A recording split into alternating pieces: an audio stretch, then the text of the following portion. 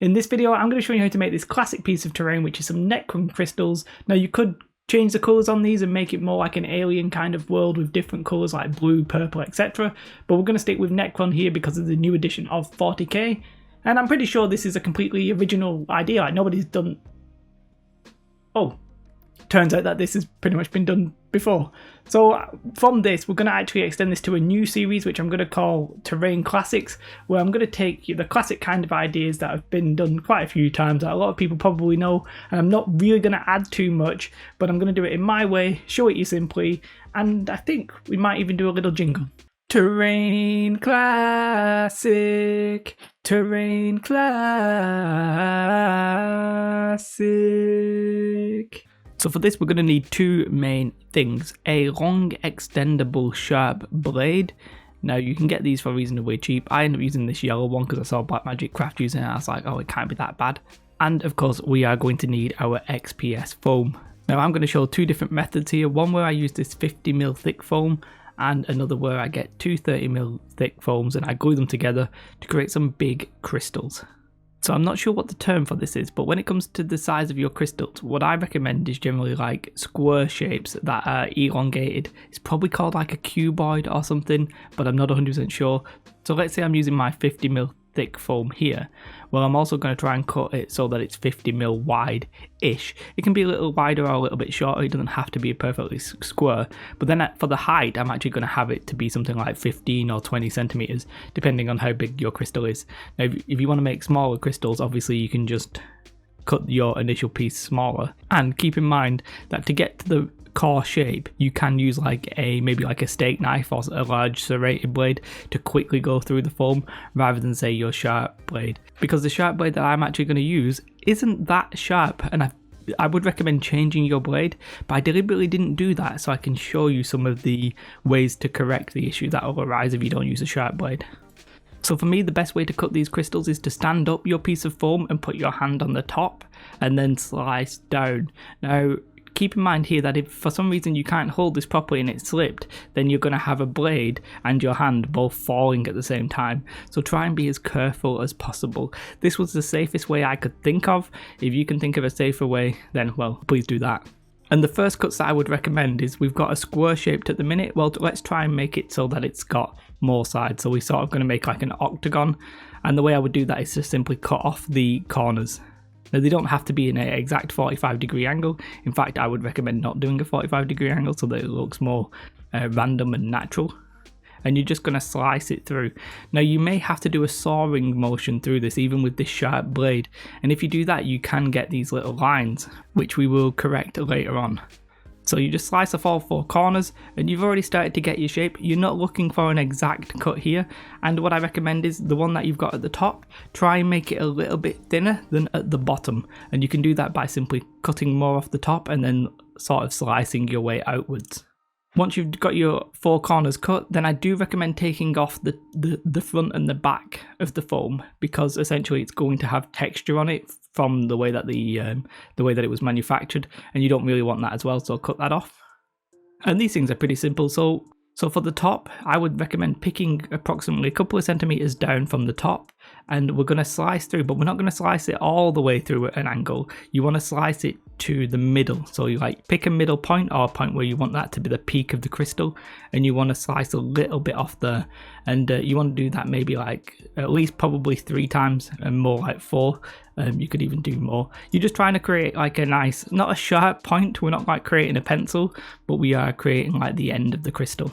And then at the moment, the crystal would stand completely upright, and we don't want that. We want it to sit at a slight angle, and the way you do that is to simply cut off the bottom at whatever angle you want. I would recommend not going as extreme as you think. I would maybe start off at a very slight angle, and then if you want it to be more extreme, you can always cut it more sharp easily later on. And now for the big boy, where I'm actually going to be using two 30mm thick pieces of foam. What I do here is I make sure that the width is 6 centimeters, because when I do the 3 centimeters and the 3 centimeters, then I'm going to have a square. Whereas if I did, if I only cut it 3 centimeters wide, then it would be 3 by 6, which isn't necessarily a problem. These crystals don't have to be perfectly square, but I think we're just expecting them to be roughly the same width on all the angles. And then to glue these together, I'm going to be using hot glue, but I'm going to stay away from the bottoms, I'm going to stay away from the side, and I'm going to stay away from the top, because we're actually going to be cutting all of those bits down, and hot glue would be very difficult to slice through. There are other glues, which I think maybe like PVA might be a bit easier to slice through, but yeah, I just put on some hot glue basically straight in the middle and shove these pieces of foam together. They don't even have to be the same height, they don't have to be the same anything really, because we're going to slice it all down. But because we have glued them together, keep in mind that these pieces of foam are even less firm than say their initial piece. So when you've got your hand on top and you're slicing through, you do want to be as careful as possible here, because you know, not only could your hand slip now, but the foam itself could maybe tear apart if it's not glued properly. And then it's literally the same thing. You slice the four corners, slice the front and the back, just keep slicing until you're happy and you think, oh, that's the vague shape of the crystal. Then you do the top, where again we're slicing them at an angle. That angle can be you know, you can make an extreme point like a pencil if you wanted to, but I found really like coming to sort of like a reasonably flat top often looked nice. And it's the same thing for the bottom. We're just going to slice that at an angle again. If you do end up any bits where, you know, the blade gets caught and you end up tearing the foam, then you can just recut it. There's no harm doing that, just shaving it down a little bit further. And if you do end up with these sort of like striations because you've had to saw through, then what I actually recommend is sanding it. Now, for the bits where you've not glued the pieces together, you can just sand those bits. But if you've glued two pieces together like we've done with the 30mm stuff, then what I actually recommend is getting some filler, some joint compound, some spackle, and we're literally just going to put that in the gap and wet our fingers. Now you can, if you wanted here, like try and get this to be pristine. I wasn't too bothered, and if I'm honest, just doing it quickly and roughly is fine.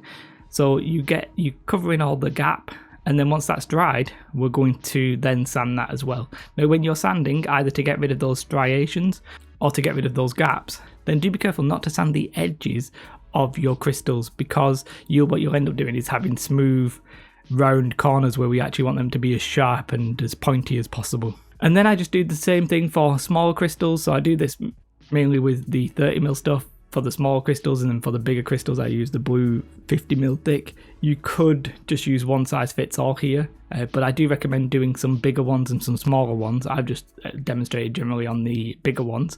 I made quite a lot of crystals, and yeah. Now for the basing of this, I'm actually using foam board. I do not recommend foam board. I just use foam board because it's cheap, and I want people to see that you can use it if you need to. But if you are going to be using foam board, I recommend doing as circular a shape as you can. Not a pure circle, but like a rough circle. So I try and do one that's like an oblong basically. And if I'm honest, they all warped, but that one warped like a hell of a lot. So what I did to fix that is I just whacked some PVA on the back later on and let it sort of warp back into place. Anyway, I cut it out of foam board, beveled the edges. I would recommend using something like EPVC if you can get a hold of it. Then you just want to take your crystals and place them roughly on the base where you think you might want to do it. 3 is a classic number, although sometimes you can get a little bit too symmetrical, so try and avoid symmetry. So maybe do a 3 and a 2, or a 2 and a 3, or a 2 and a 2 maybe even. Generally even numbers can look a little bit weird. Anyway, you place them on your base, and then I just hot glue them on very quickly. For basing, it's just a case of putting some PVA all over the base and putting some sand on it. Now I would recommend putting some larger grit and gravel at the bases of your crystals if you've got it. I didn't, and it did look a little bit bland without anything there. I wish I would have added some extra stones to really sort of like spice it up. I should have maybe have added lots of little crystals as well, like tiny crystals, but you know, I didn't want to spend all day on these. Anyway, cover the whole thing in sand, and then for painting it, I'm going to black bomb it with some PVA and black paint. You could use Mod Podge as well, it is better on the foam. Now the one thing that I would recommend that I didn't do here is I would paint the crystals first, then wipe the brush, and then paint the ground. Now I actually painted the ground and then the crystals, and what I'd inadvertently done is I'd transferred some of the sand that had come off that hadn't been locked in onto the crystal, and just added some sand onto the crystal, which didn't look particularly great. I did eventually figure it out and did the base first and then wipe my brush, but I would have done it the other way around if I had been a smart man. Then I just dry brushed the ground a dark grey, sort of covering like 95% of it, and then I do a lighter grey, just of a lighter dry brush as well. Now you could do a black wash and all kinds of stuff there, but I'm just going with grey here because, I don't know, it just feels more unique.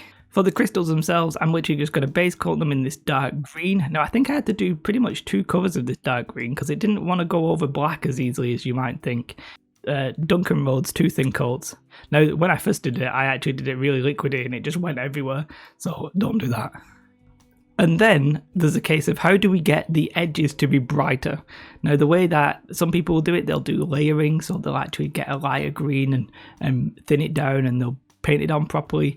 And some people will go to edge highlighting and try and do it that way. I'm just going to dry brush it. So the first layer I'm going to do, I'm actually going to stipple. I'm going to take a brighter green, not super bright obviously, but just a brighter green than the darker green. And I'm just going to stipple it onto the edges. Now I do wish I did more of this, as in I went further away from the edges to create like a more extreme effect. But I stipple on it, I dry brush the edges. And then I just keep adding yellow to that colour, so I'm getting brighter and brighter as I go. But I literally just properly dry brush it. I don't try and artificially do anything, any kind of layering. And the only thing I do is on the very extreme colour that I get, I do try and make sure I'm sort of edge highlighting with a dry brush just to make sure I'm getting the edges. But if I'm honest, I am literally just flat out dry brushing it. I'm not doing anything special. I'm not really too bothered if I catch some of the bits that aren't the edges.